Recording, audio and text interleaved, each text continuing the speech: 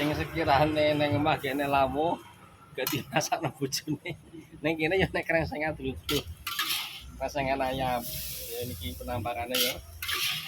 Untuk harga terjangkau cuma 30K. Wis rata sak RT iki lho. Krengsengan ayam. Sak mangkok blek dipangan sak RT cukup pokoknya.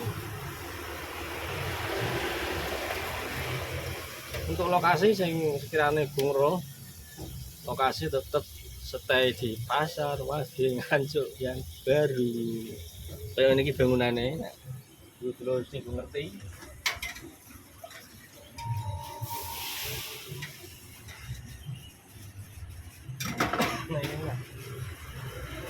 Untuk menu lainnya yang saya sediakan di warung sego goreng bisa dikepo-kepoin sendiri. Ini ada daftar menunya.